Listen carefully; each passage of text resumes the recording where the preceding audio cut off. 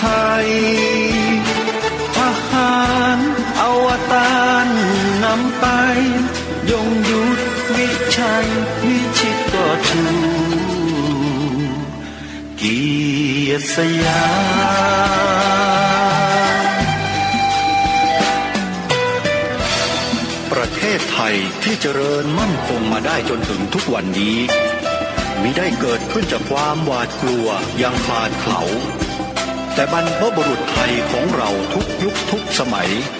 ล้วนแต่มีความกล้าหาญและชาญฉลาดปกป้องเอกราชสร้างชาติให้เกิดความมั่นคงโดยมีธงแห่งพระไตรรัตน์เป็นเครื่องนำชัยจึงเป็นที่มาที่ไปของรายการคดีโลกคดีธรรม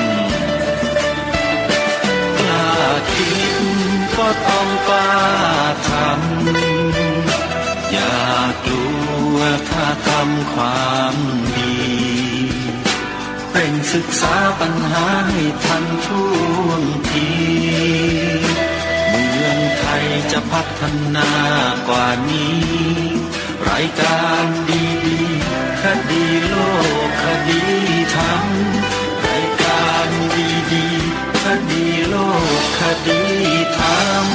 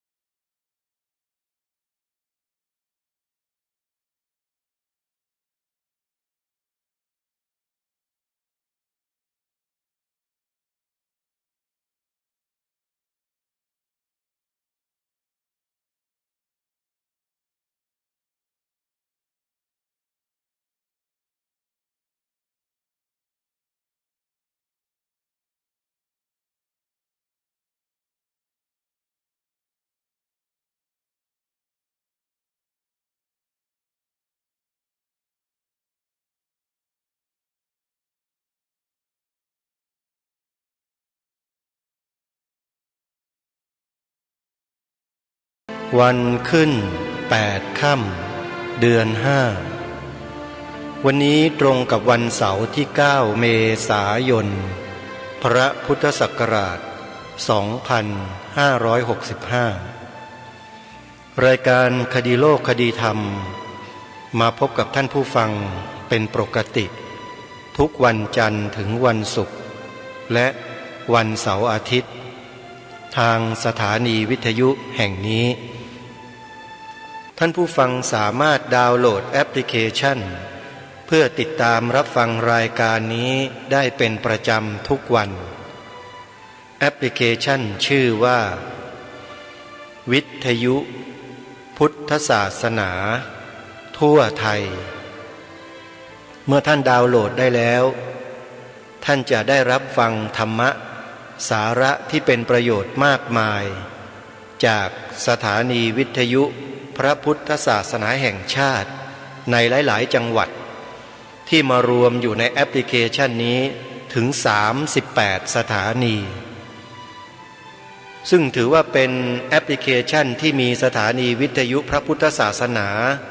รวมกันอยู่มากที่สุดในโลกนี่คือมหากุศลบุญที่เราสามารถสร้างให้เกิดขึ้นกับชีวิตของเราได้ด้วยการดาวน์โหลดไว้ในโทรศัพท์มือถือแล้วเปิดฟังแล้วจากนั้นก็บอกต่อให้ผู้อื่นดาวน์โหลดต่อกันไปต่อกันไปบุญก็จะขยายออกไปทั่วทุกหัวระแหงนี่คือการสร้างบุญแบบง่ายๆด้วยการดาวน์โหลดแอปพลิเคชันนี้ไว้ในโทรศัพท์มือถือของเราแล้วก็บอกให้ผู้อื่นดาวน์โหลดต่ออย่าลืมนะช่วยกันเผยแผ่ธรรมะขององค์สมเด็จพระบรมศาสดาสัมมาสัมพุทธเจ้าไปสู่ผู้คนทั้งหลาย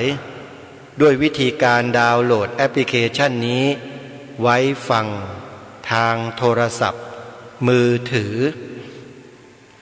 ท่านสาธุชนทั้งหลายในช่วงนี้รายการคดีโลกคดีธรรมกำลังนำสาธุชนมาติดตามรับฟังธรรมบรรยายของพระอาจารย์สมภพโชติปัญโยซึ่งเป็นพระสงฆ์ที่บรรยายธรรมแล้วมีผู้คนติดตามรับฟังมากที่สุดในโลกรูปหนึ่งชาวต่างประเทศก็ฟังธรรมบรรยายของท่านอยู่เป็นปกติเพราะท่านบรรยายเป็นภาษาอังกฤษเป็นภาษาฮินดีเป็นภาษาอีสานภาษาลาวท่านพูดได้หลายภาษาทีเดียวซึ่งประโยชน์ที่เกิดขึ้นจากการที่ท่านพระอาจารย์ได้บรรยายธรรมทิ้งไว้นั้น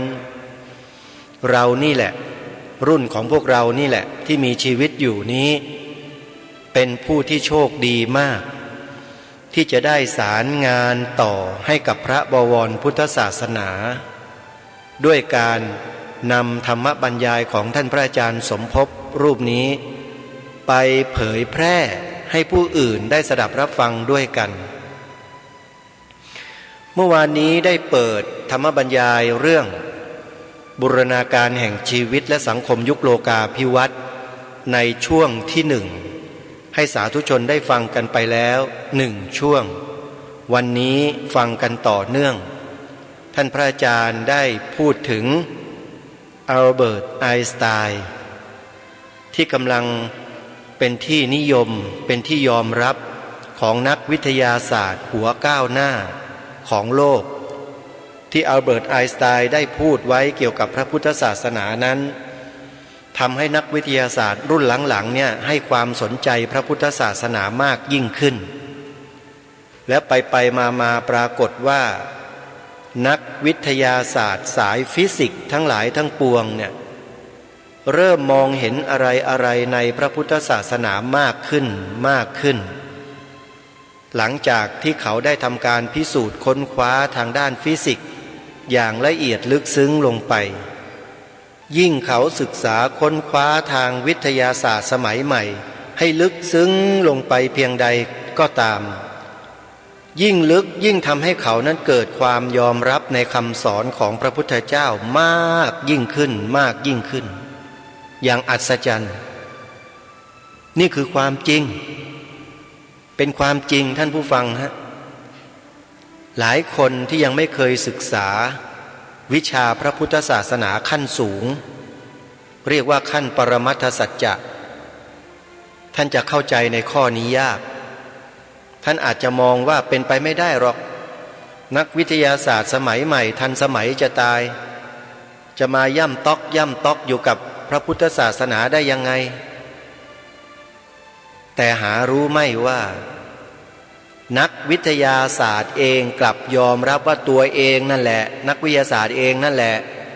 ย่ำต๊อกตามหลังพระพุทธเจ้าตั้งหลายร้อยปีตามพระพุทธเจ้ายังไม่ทันเลยนี่คือเรื่องจริงท่านในสาขาวิชาฟิสิกส์โดยเฉพาะในสาขาที่เกี่ยวกับเรื่องของควอนตัมการศึกษาค้นคว้ามวลของสสารที่ถือว่า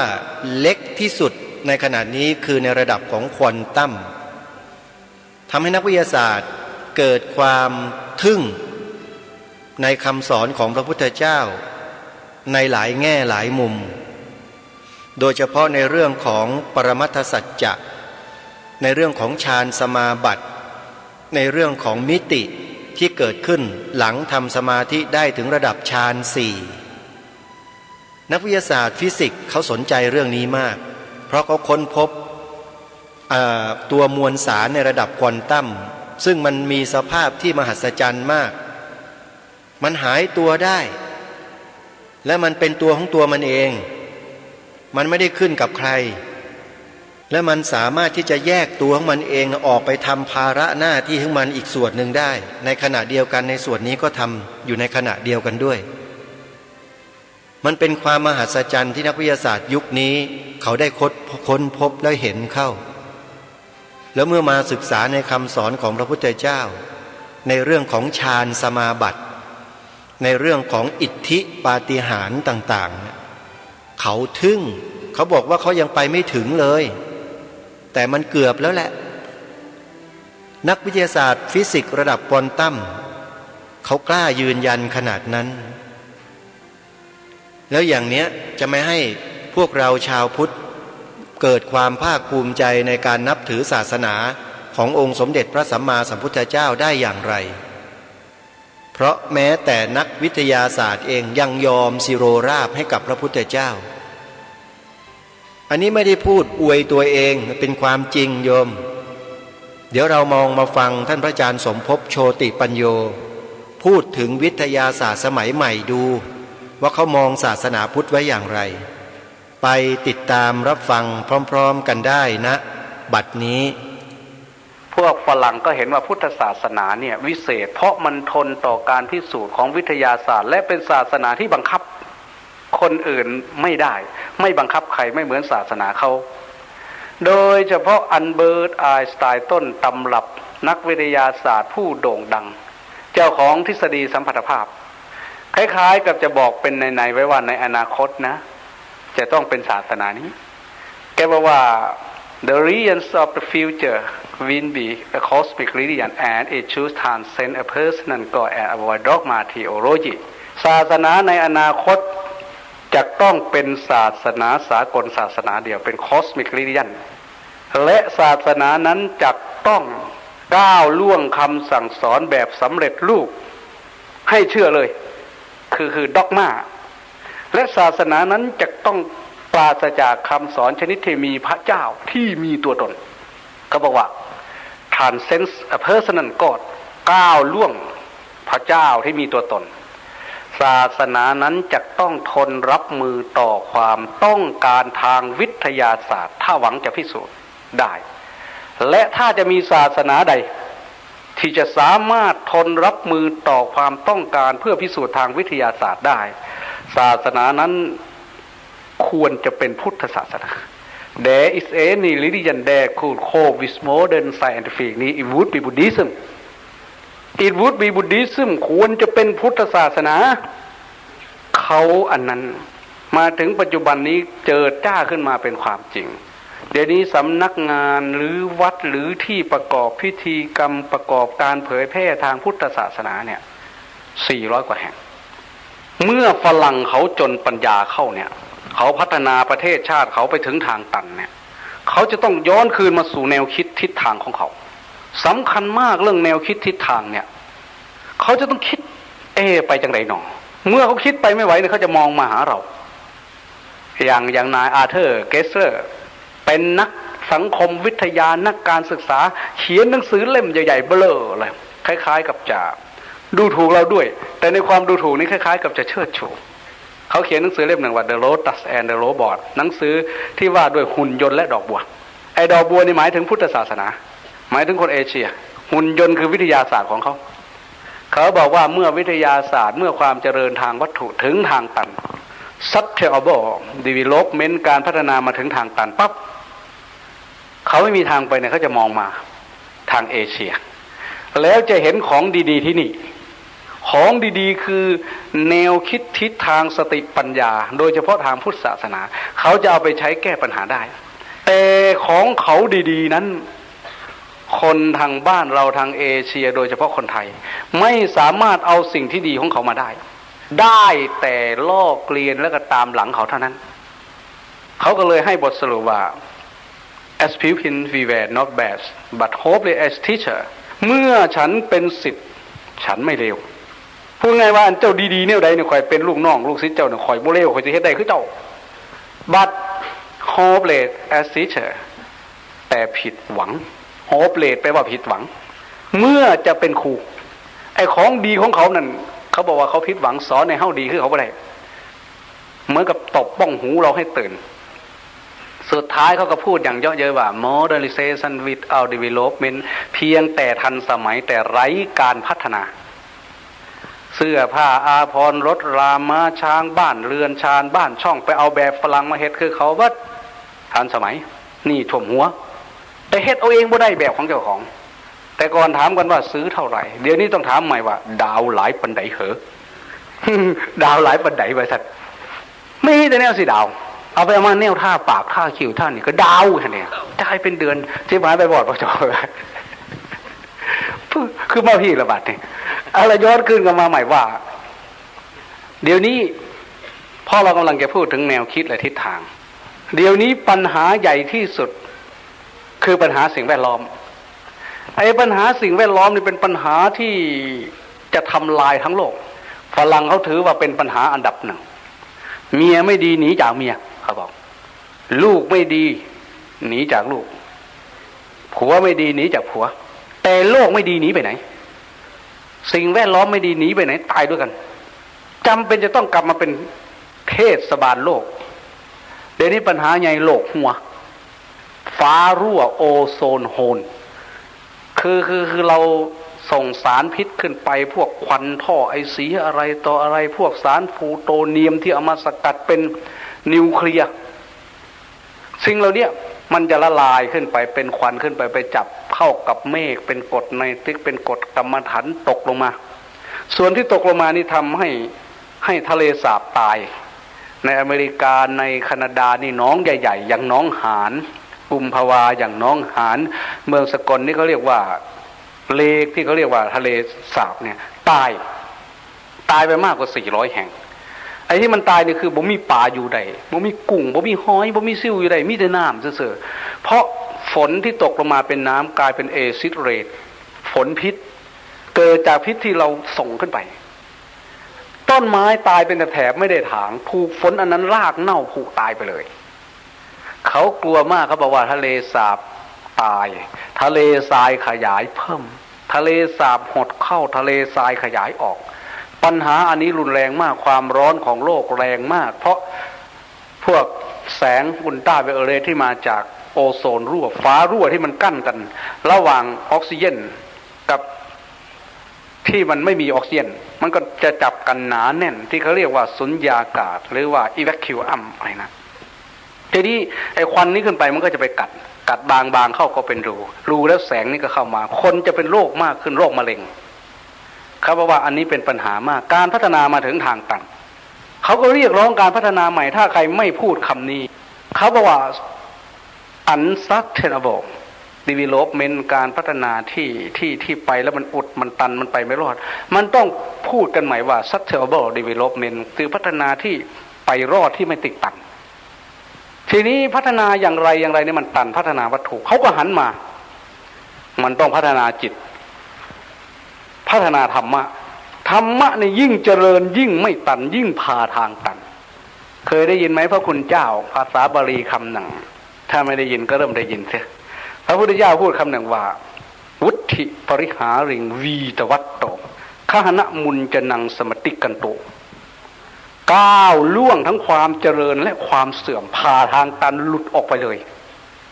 นั้นคือการพัฒนาจิตจนหลุดพ้นขหณมุญจนังสมติกันโตก้าวล่วงทั้งความยึดถือและการปล่อยวางถ้าเรายังปล่อยวางอยู่นั้นเราหัดปล่อยวางอยู่นั้นเพราะว่าเรายังยึดถือเพราะเรายึดถือเราจึงต้องหัดปล่อยวางแต่เมื่อปล่อยวางจนไม่ต้องปล่อยวางเพราะหมดสิ่งที่ยึดถือเอาไว้เรียกว่าล่วงเลยผ่าทางตันออกไปขหณมุญจนังสมิติกันโตล่วงเลยความยึดถือและปล่อยวางเสียแล้ววุฒิปริหาริงวีตวัตโตก็ก้าวล่วงความเจริญและความเสื่อมพาทางตันออกไปแล้วโบเอเกนเอาออกไปแล้วทางพุทธศาสนานี่สอนละเอียดมากทีนี้พวกฝรั่งเขาจะแก้ปัญหานี้เขาแก้อย่างไรเขาบอกว่าต้องปฏิวัติ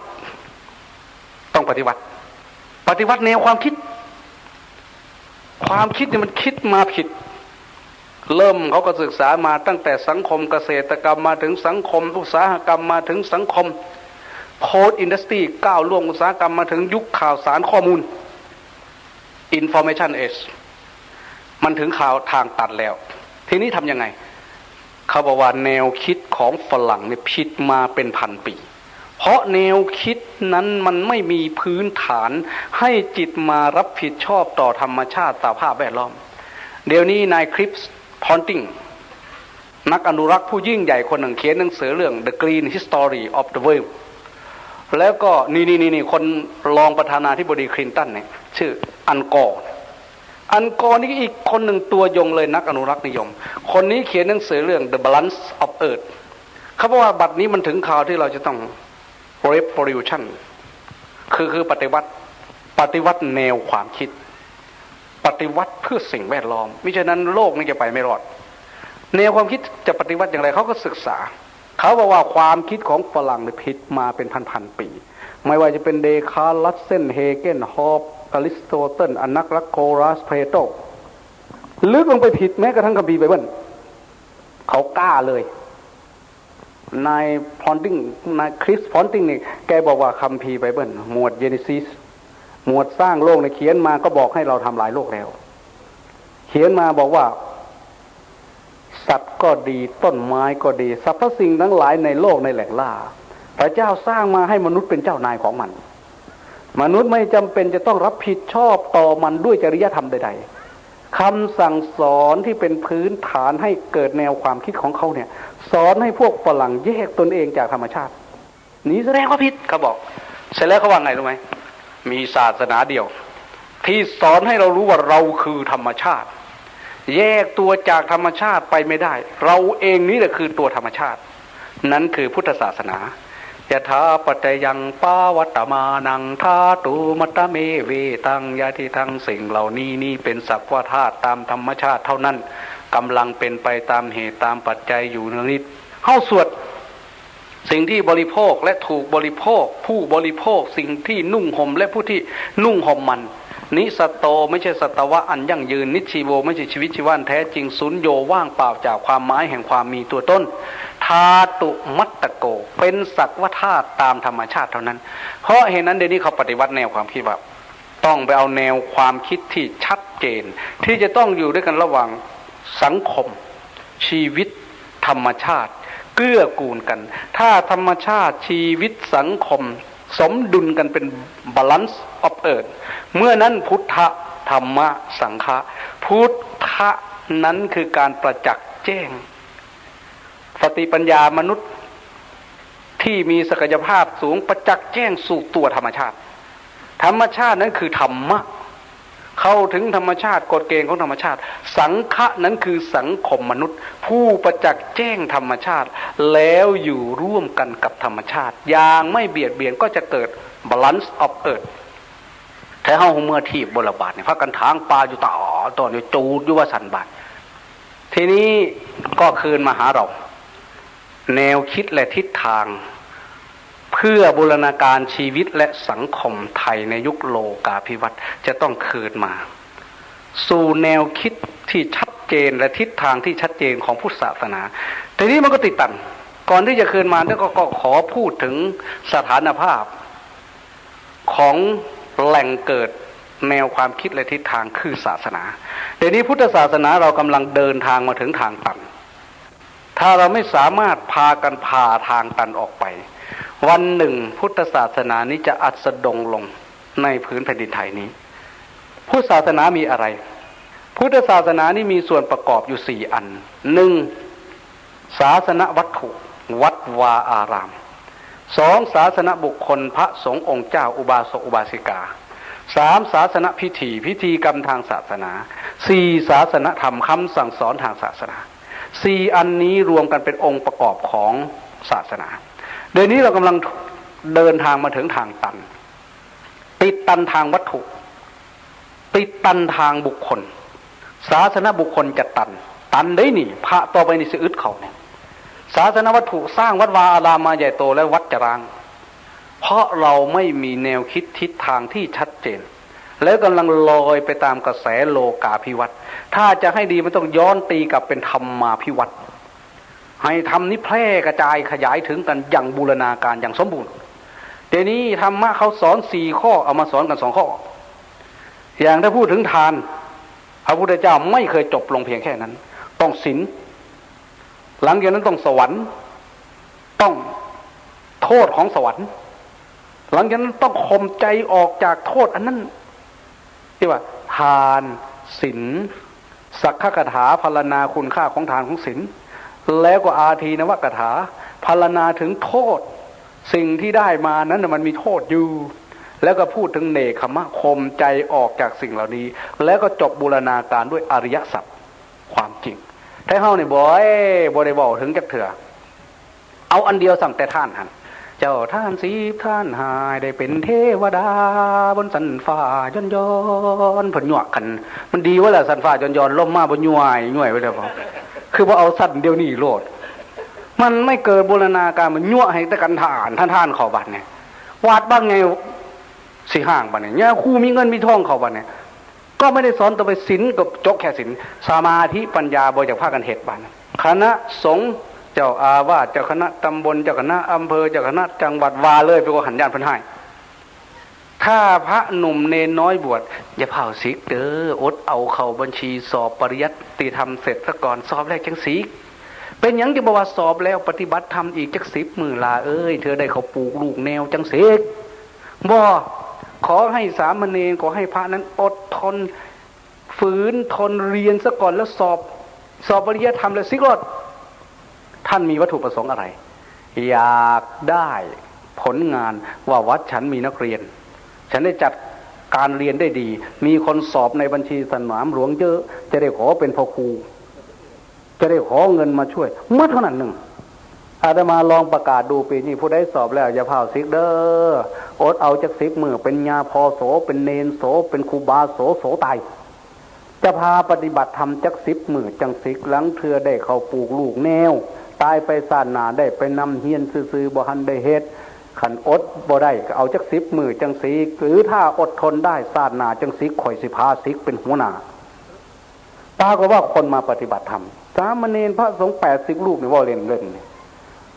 เอาเงินเจ้าของนี่หามาเลี้ยงบ่แพ้พระเองตาก็ว่าพอครบ10 วันแล้วเนี่ยบ่สิไล่เมื่อวัดแล้วก็ขึ้นมาคือเก่านี่น้อยๆเนี่ยเอาไปเรียนหนังสือเรียนมหากลับมาคือเก่าอยากมาอยู่พี่ไปยังเกี่ยวมาอยู่ดิตื่นแต่ตี 2อยู่วัดทุกวันนี่บอกว่ายามได้ตี 2ตีละครั้งตี 1 ครึ่งมานั่งสมาธิเงางาบแบบกันเนี่ยจนหอนมื้ออื่นเศร้าปั๊บกินข้าวมื้อละเทื่อในภาชนะอันเดียวเป็นยังเขาเจ้าจังอยากมาถ้าฝึกแล้วมันเคยมันไม่แนวยากปานใดนี่แล้วมันก็เป็นของดีสำยิ่งปฏิบัติยิ่งมีความรู้จิตใจมันรู้อยู่เน้นหน่อยนี่อาจารย์มหาเนี่ยเพิ่นเป็นสำนักเรียนเนี่ยเพิ่นเรียนจบแล้วเพิ่นมีแต่เพิ่นผู้เดียวนี่แหละส่งเนนมาฝึกแล้วเมื่อหอดบ่อยากเรียนอยากมาปฏิบัติคักความจริงคนเราเนี่ยเป็นสัตว์ที่ฝึกได้เพียงแต่ว่าเราไม่ฝึกกันทีนี้มันจะถึงทางตันคนโบราณบอกว่าเมื่อความเจริญทางวัตถุนี่เจริญไปถึงที่สุดเนี่ยมันจะติดตันทางจิตใจคนโบราณว่า10 เฮือนห่วมดำผา5 เฮือนห่วมดำขวน10 เฮือนเศร้าเฮือนมีขวดตูดตัวหนึ่งแค่ดวงเดียวมอล่ำพ่อหอยข่อยผู้เดียวมีนายพ่อพันหนทาง10 วัน20 วันสิหยอเป็นข้าวมือนี้คือความเจริญทางวัตถุคนโบราณมองเห็นหลังจากนั้นมันจะติดตันทางศาสนาทางจิตใจทางวัตถุก็จะตัน10 บ้าน20 บ้านสิโฮมกันวัดหนึ่ง10 วัด20 วัดสิมีพระองค์หนึ่งมีพระแล้วยังสิบ่มีสงฆ์มีถงสิบ่มีบนหอยไหลเวิ้นอยู่คือจอกคือจังจอกอยู่น้ำเฟื่อยข้างสิบ่มียังอีกหลายกว่านี้เอาซ้ำนี่ซะก่อน10 บ้าน20 บ้านสิโฮมกันวัดหนึ่งนั้นคือความติดตันทางวัตถุและจิตใจวัดจะร้างต่างมาอย่างนี้วัดห่างมันตันมันมีผู้บวชห่างลงสมเพศสังเวชสลดใจไปเห็นวัดใหญ่ๆสร้างมาโอ้ยศรัทธาชาวบ้านสั่งไปหลายแต่ว่าพระมีหน่อยวันนั้นไปที่จังหวัดนครพนมอำเภอนาแกนั่งรถเข้าไปในวัดบ้านประมาณสัก60 หลังคาแต่ไปดูวัดกำแพงรอบเฉพาะกำแพงนี่หมดหลายแสนแล้วศาลาหลังใหญ่ประตูโค้งกำลังสร้างบอกว่างบประมาณ300,000ไปดูบ้านน้อยๆ60 หลังคาโอ้ยข้าเจ้าสมสารใดนี้คือศรัทธาแต่ศรัทธามันไม่บูรณาการมันไม่มีศีลไม่มีจาคะไม่มีปัญญาศรัทธาตาบอดพระพุทธเจ้ามีแต่ศรัทธาไม่มีปัญญาเหมือนคนตาข้างเดียวตาเองคนบอดอีวันนี้เบ็ดเลยไม่มีอะไรอาตมาเข้าไปก็เห็นพระองค์เดียว ย่าพอผู้เดียวนั่งฝีงไฟหลังโตนอกโลอยู่ผาเบี้ยงผาอังสะก็บ่ใส่ปีงปลา2 โตคดกองหล่องเก่งแรงอยู่เล่านั่งเฝ้าปีงปลาโอ้ยดูตนศาสตร์วัดว่าอารามเด้สมบัติวัตถุของศาสนาเนาะอาตมาไปถึงไปไหว้ล่าก็บ่อยากไหวน้ำซ้ำดูความโง่ไม่รู้จักอะไรเลยนะอังสะก็ไม่ใส่เข้าไปไหว้ปกติพระพุทธเจ้าไม่ให้ไหว้พระเปลือยกายอาตมาก็เห็นว่าท่านเป็นผู้เฒ่าให้ความอบอุ่นใจโอ้อยู่ดีมีแห้งเด้อญาปู่เอามือไปจับบนพันตนอกโลกบนหนาวบ่พ่อใหญ่คือบ่ใส่ผ้าอังสะหนาวก็ฝีงไฟเอาแล้ววะฝีงไฟให้ยังละปู่ปี้ป๋าไปจะกินนี่2 โตนี่แล้ววะบ่มีหมู่อยู่นะมันซิกตายบ่แล้วเน้นนั่นก็ได้ว่าซั่นซิกก็บ่ซิกซื่อๆยังบ่ซิกตายเข้าไปอีกปาดโอ้พูดเสร็จแล้วอาตมาก็ลงไปตามลำน้ำก่ำไปดูพอขึ้นมาคือจะเป็นปฏิหูจักนี่ผู้บอกว่าอาจารย์สมภพได้หันคุ้มผ่ามาเล่งเค้งข้างวันทุกคนบาดเนี่ยมาไหวนี่สังเวชมีพระองค์เดียวไปที่จังหวัดศรีสะเกษอำเภออุทุมพรพิสัยบ้านเสียวหนองสามขา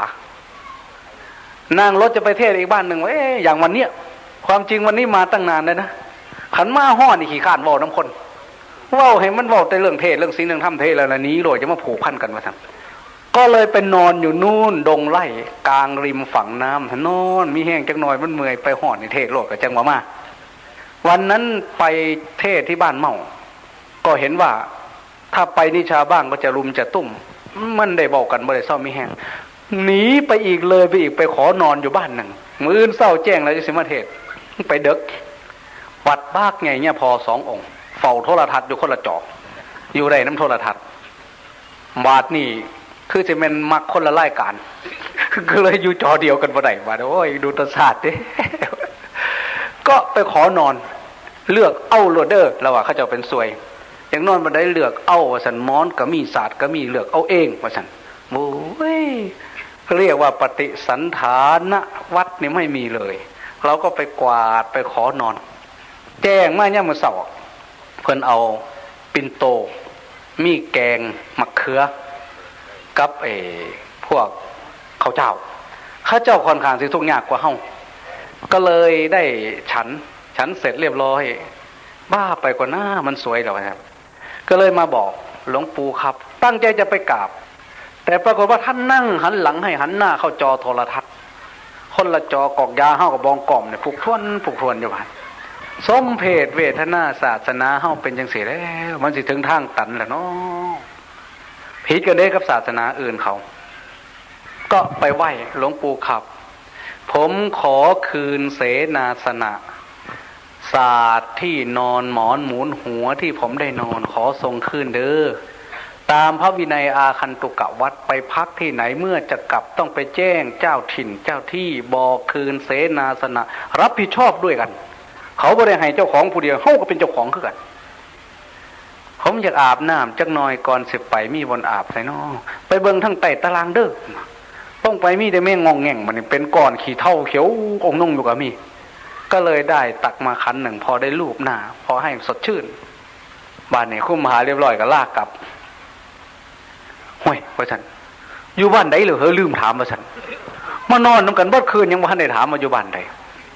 ก็เลยบอกว่าอยู่จังหวัดสกลนครอยู่ทั้งไหนสกลนครอยู่อำเภอหยังอำเภอคำตะกาห้วยอยู่ใกล้กันบ่เหรอกับอาจารย์สมภพว่าฉันก็เลยว่าอยู่ใกล้ๆกันเนาะโบ้คักไทยได้ว่าฉันเพิ่นนี่เทศคักว่าฉันได้เทปม้วนหนึ่งไปเปิดไม่ออกหัวจุ่มสลดว่าจะเปิดไปเปิดมาเขาหลักเอาสัมว่าฉันอยากได้อีกเด้เฮ็ดจังได๋สิได้เฮ็ดให้เขาหน่อยได้ในท่อนว่าซั่นอาตมาก็เลยเขียนที่อยู่เขียนชื่อเขียนอะไรให้นี่เด้บนอยู่ของเพิ่นก็ได้อยากได้นี่ก็ส่งจดหมายไปสั่งส่งธนานัดไปคาเทปคาส่งเพิ่นสิส่งมาให้ดอกโอ้ยจะมาอยู่ไกลแท้น้อว่าซั่นเอาไว้นี่ล่ะให้ลูกหลานเขาเฮ็ดให้ว่าซั่นแล้วก็ลาท่านกลับบ่ฮู้จักกันเลยเท่ากูมื้อนี่สมเพศเวทนานี้เราจะถึงทางตันทางวัตถุวัดสิห่างเขา10 บ้าน20 บ้านสิโฮมกันวัดหนึ่ง10 วัด20 วัดสิมีพระองค์หนึ่งผู้เพิ่นฮ้อนยับมาทางหน้าพี่ก็ได้เด้อตากแดดเบอร์23 24 15เด้อโอ้ยจะแม่นเป็นตะแพงนอบ่บอกของห่มก็บ่เข้านี่จังแม่นเข้ากำแท้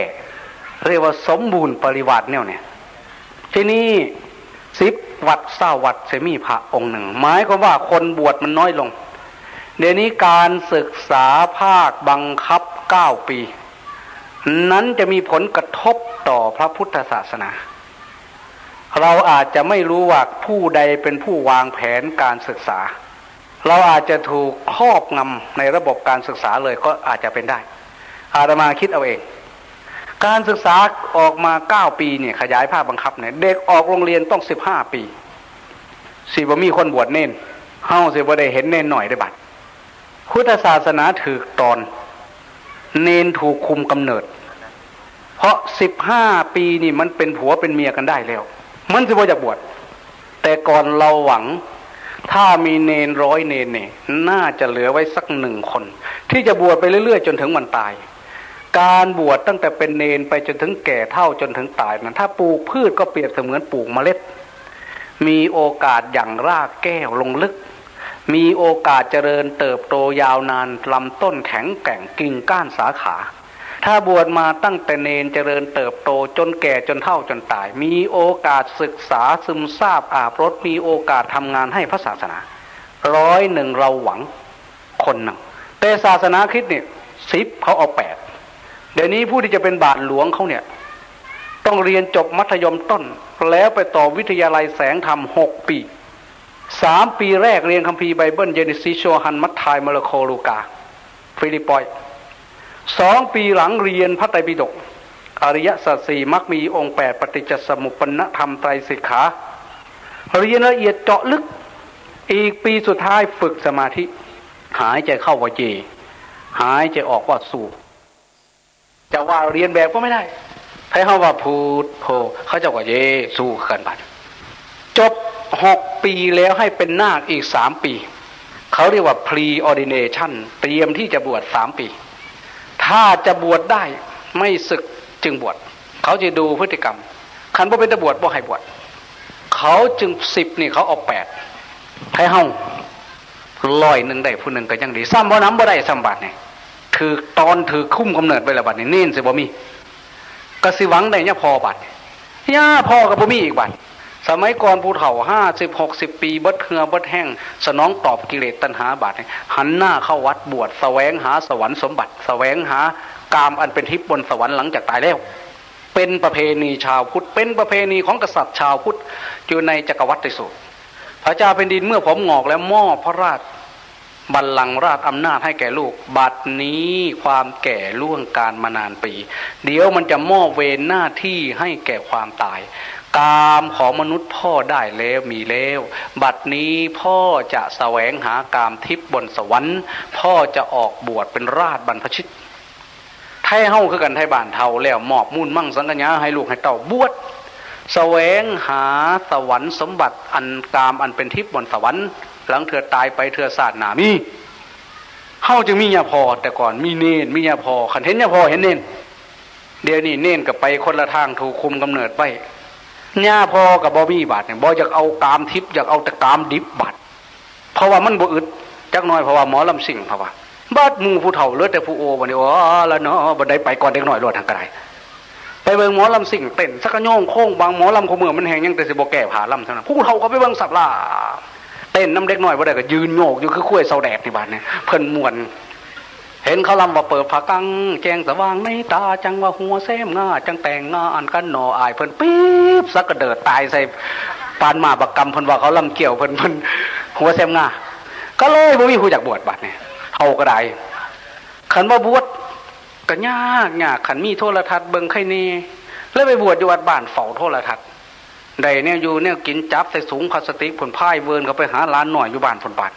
เพื่อนเอิญว่าบวชแต่กายใจว่าท่านได้บวชเคหะนิสสิตาจิตตังจิตยังแอบอิงอาศัยอยู่ในเรือนนี่มันก็ถึงทางตันบัดเน้นกะอึดพระกะอึดบัดคนนุ่มๆบัดเนี่ย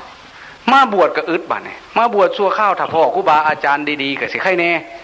สมน้ำญาติโยมบัดเนี่ยพากันมาหล่อพระศิก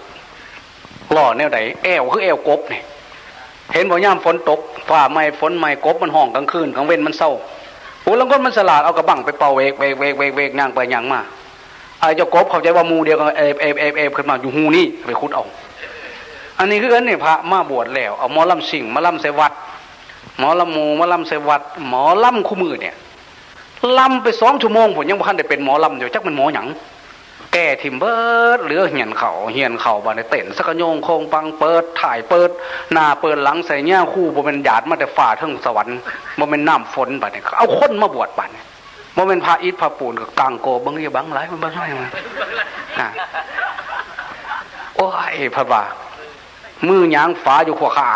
อยู่บาดเนี่ยคันบ่ฆ่าผ่าเหลืองกันบ่เครื่องหัวโหลนจากโตนโพ่นไปใส่เด้หม่อมพรรษาบ่น้อพระบาแซดอีกบาดเนี่ยพอพรรษากระซิกทวนกระถินกระสิบ่มีหอดผู้รับบาทเนี่ย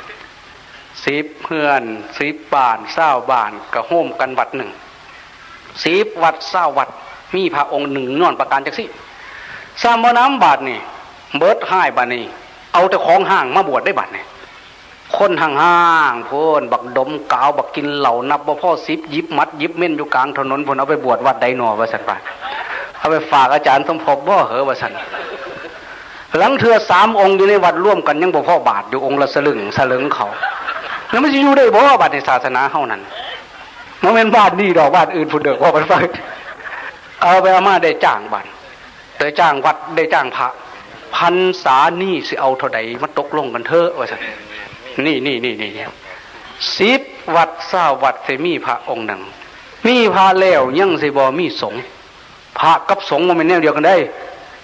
เหลืองอย่าหลงว่าแต่เน้นค่ำพันว่าล่างเธอเป็นค่ำปลอมเฮ็ดจังใดค่ำเก๋เบห่องงัวเฮาอย่าฝ่าว่าล่างเธอเป็นศาสตร์เสือหายสิขาบพ่อเฮ็ดแนวใดว่าซั่นเหลืองอยู่แต่ข้างนอกและข้างในบ่เหลืองได้ลงหนังสือพิมพ์มาอยู่คู่มือเห็นบ่นั่นเพราะนั้นจึงมีพระแล้วยังขาดสงฆ์สุปฏิปันโนอุชุปฏิปันโนสายายปฏิปันโนสามีจิปฏิปันโนสาวกสังโฆสงฆ์สาวกของพระผู้มีพระภาคเจ้าปฏิบัติดีปฏิบัติตรงปฏิบัติสมควรแก่ธรรมขูดเกาเผาลนกิเลสตัณหาให้เจือจางเบาบางจางคายนั่นจึงเอิ้นว่าสงฆ์บ่มีบัดมีถงเหลวบ่มีบ่อนหอยนี้จะเป็นทางตันทางศาสนธรรมเมื่อกี้เราทบทวนอีกทีหนึ่งว่าศาสนามีอยู่4 อันรวมกันศาสนาบุคคลพระสงฆ์องค์เจ้าก็จะถึงทางตันศาสนวัตถุวัดวาอารามจะถึงทางตันวัดสิห่างศาสนพิธีบัตรเนี่ยจัดแต่พิธีรีตองขึ้นมาแต่ไม่มีเนื้อหาสาระบัตรมีแต่รูปแบบไม่มีเนื้อหาสาระบทเดียวพุทธาพิเศษมหาพุทธาพิเศษสวดพานหยอกพานยักษ์เพิ่นหามาดอกแนวเพิ่นสิได้เงินกันนั่นพระสูงพระต่ำพระอ้วนพระผอมอยู่ไสขนมาเฮ็ดแปลกๆเอาเงินกันแล้วก็มาสวดอยากโคโนวาตีกองตึงอยากชีนีวาตีกองตึงสะเดาะข้อพระบาเอาเงินมาไปอ่อนซ่อนบาดนี่ก็เคาะเข้าหัวคือเขาพระพุทธเจ้าว่าเคาะมันบ่ได้อยู่นำหมู่นี้มหันตโลกาลิกโหภาเลสิกายทุจริตตังวจีทุจริตตังมโนทุจริตตังกาลิตวาเคาะร้ายอันใหญ่หลวงเคาะเข้าหัวคนโง่พระบาคือความคิดผิดพูดผิดทำผิดคิดชั่วพูดชั่วทำชั่วกายทุจริตวจีทุจริตมโนทุจริตเคาะเข้าหัวตัวพระพุทธไปเสียเคาะผลพระเจ้พระสูงพระต่ำพระดำพระใหญ่พระจอยเสียเคาะสะเดาะออกมาพระบาไปเอาวัตถุมงคลกับวัตถุมงคลก็จะมาบังศาสนธรรมศาสนธรรมจะถูกปิดบังด้วยวัตถุมงคลก็จะถึงทางตันมีถงบ่มีบ่อนหอยเนื้อหาสาระไม่มีที่ไว้มีแต่รูปแต่แบบจัดพิธีรีตองอย่างจับฝังลูกนิมิตหรือจับวางศิลาฤกษ์โผล่ไปเสิร์นจักมาแต่ใส่พามนั่นบัดฮอดมือสิได้บัดพอดผมจุกมาบัดนี้ใส่สุดขาวลูกประคำเฮ็ดคือหยังนี่ขออัญเชิญเทวาอารักษ์อันศักดิ์สิทธิ์สิงสถิตทั่วไปในสิงขอนเพิ่นว่าคือแต่ตัวทั้งนี้ขนลุกหยาบเพราะว่าคือสิดีแต่ว่าเพราะว่าขี้แท้ได้เงินเฮาแล้วเปิดอาลาดคือเขาเฮาหันก็ได้ศาสนพิธีมีแต่รูปแบบไม่มีเนื้อหาความจริงศาสนพิธีนั้นอย่าไปดูแคลนพิธีรีตองนั้นเป็นด่านสุดท้ายที่พระจะได้พบโยมยิ่งทุกวันนี้โยมมีแต่ปัญหาเรื่องเศรษฐกิจปากกัดตีนถีบบาแบกหลังหนุนยากหลายจักจะได้ไปวัดกับฝ้าวมาย่านบ่ท่านอยู่ย่านบ่ท่านกินขูดหัวเหล้าเกาหัวหยานี่ท่วมหัวสิเอาย่ามใดมาฟังเทศ ย่ามมีพิธีกรรมย่ามคนตายยามแต่งงานแขกเรือผู้มีเกียรติเชิญมานิมนต์พระตรงนี้เลยเป็นจุดที่พระจะได้พบโยมจะได้แสดงธรรมให้กันฟังหลักธรรมบางคนบอกว่าเคยฟังเทศจักเถื่อมางานศพได้ฟังเทศอาจารย์สมภพเธอเดียวปุ้ยเทศดีนู่นนี่ก็มีดีเขาคือสัวตายแท้บ่ได้ฟังตะกี้ถามหา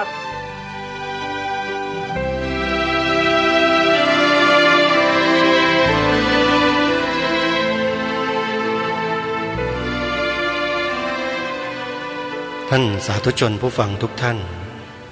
ด้วยเวลาของรายการของเราก็มาสู่ช่วงสุดท้ายใกล้หมดเวลาแล้ว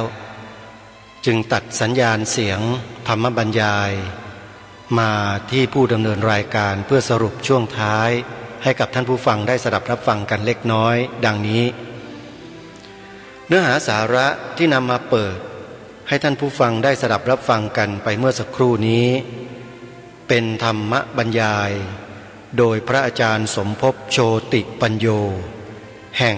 วัดไตรสิกขาทลามละตารามตำบลแพทย์อำเภอคำตากล้าจังหวัดสกลนครท่านได้บรรยายไว้เมื่อปีพระพุทธศักราช 2539 เรื่องบูรณาการแห่งชีวิตและสังคมยุคโลกาภิวัตน์ท่านกำลังจะสะท้อนให้เราได้เห็นถึงความตีบตันของพุทธบริษัทความตีบตันของเทคโนโลยีที่พัฒนามาโดยวิทยาศาสตร์ความตีบตันของความคิดของมนุษย์ที่หาที่พึ่งและหาที่ลงให้แก่จิตใจไม่ได้เพราะมนุษย์ไม่เข้าใจเรื่องของชีวิตที่แท้จริงหลักสูตรหรือตำรับตำราที่สอนเรื่องชีวิตที่ถูกต้องแท้จริงมีหลักสูตรเดียวคือหลักสูตรวิชาพระพุทธศาสนาพระพุทธศาสนาไม่ใช่ศาสนาแห่งความเชื่อและงมงายแต่เป็นศาสนาแห่งวิทยาศาสตร์สอนเหตุและผลตลอดจนถึงปัจจัยที่เกี่ยวข้องต่างๆอิงอาศัยกันแล้วเกิดขึ้นตั้งอยู่ชั่วขณะแล้วก็สิ้นสลายดับไปในที่สุดนี่คือหลักความจริงแท้ของสรรพสิ่งที่ไม่มีศาสนาอื่นสอนศาสนาอื่นเขาสอนแต่ให้ยึดมั่นถือมั่นสอนให้มีให้เป็นแต่ไม่ได้สอนให้ละให้ปล่อยให้วางปัญหามันจึงเกิดขึ้นเต็มโลกเลยแล้วก็ลุกลามมาถึงประเทศพุทธอย่างประเทศไทยของเราทุกวันนี้นี่แหละเพราะความที่ไม่เอาไหนของผู้บริหารกิจการบ้านเมืองที่ไม่นำพาหลักพุทธธรรมเข้าสู่จิตใจของประชาชนอย่างถูกต้องทั้งที่ครูบาอาจารย์ของเราไม่ว่าจะเป็นหลวงพ่อพุทธทาสหลวงพ่อปัญญานันทะเป็นต้นเรียกร้องมาโดยตลอดว่าให้นำศีลธรรมกลับมาให้นำศีลธรรมกลับมาไปตัดวิชาศีลธรรมของบ้านเมืองออกไปทำไมท่านก็เรียกร้องให้นำกลับมาจนหลวงพ่อพุทธทาสท่านพูดเป็นกลอนเอาไว้เดี๋ยวจะเปิดให้ฟังตอนท้ายวันนี้ก่อนที่จะจบรายการวันนี้ถือว่าเราได้ฟังพระอาจารย์สมภพมาถึงตรงที่ชาวพุทธของเราโดยเฉพาะในส่วนของพระสงฆ์ที่เริ่มน้อยลงน้อยไม่พอแถมยังไม่มีความเข้าใจอะไรเลยอยู่รักษาเฝ้าวัดปลิ้งปลากัน2 ตัวไม่ใส่จีวรนั่งผิงไฟอยู่ท่านไปเห็นเข้าท่านก็นำมาเล่าให้ฟังเกิดความสลดสังเวชใจแล้วท่านก็พยายามสร้างพระรุ่นใหม่ขึ้นมาซึ่งก็มีลูกศิษย์ลูกหาพระอาจารย์สมภพจำนวนมากที่เหมือนกับการผลุดขึ้นมาจากการจมน้ำแล้วหายใจได้เฮือกหนึ่ง แต่ก็ไม่รู้เหมือนกันว่าจะอยู่ได้นานแค่ไหนก็อยู่ที่พวกเราทุกท่านทุกคนว่าจะช่วยกันไหมจะส่งเสริมพระภิกษุสงฆ์ที่ท่านทำหน้าที่อย่างถูกต้องเหล่านี้ไหมอันนี้ขึ้นอยู่กับพวกเราพุทธบริษัททุกท่านนะฮะเอาละท่านสาธุชนก่อนจบรายการวันนี้เสียงหลวงพ่อพุทธทาสแท้ๆเลยเรียกร้องศีลธรรมกลับมาแล้วก็อำลาท่านผู้ฟังไว้แต่เพียงเท่านี้พบกันใหม่ในวันพรุ่งนี้ขอความสุขสวัสดีในธรรมแห่งองค์สมเด็จพระบรมศาสดาสัมมาสัมพุทธเจ้าจงปรากฏเกิดมีขึ้นในจิตใจของท่านผู้ฟังทุกท่านทุกคนเทินขอเจริญพรกลับมาเถิดศีลธรรมกลับมาเถิดกำลังเกิดภัยร้ายอันใหญ่หลวงแก่สัตว์โลกทั่วถิ่นจักรวาลปวงน่าเป็นห่วงความวินาศจะกาจเกินกลับมาเถิดศีลธรรมกลับมาเถิดในโลกเกิดกลียุคอย่างฉุกเฉินหลงวัตถุบ้าคลั่งเกินบังเอิญมัวเพลิดเพลินสิ่งกาลีมีกำลังกลับมาเถิดศีลธรรมกลับมาเถิดความเลวร้ายลามเตลิดจวนหมดหวังรีบกลับมาทันเวลาพาพลังมายับยั้งโลกไว้ให้ทันกัน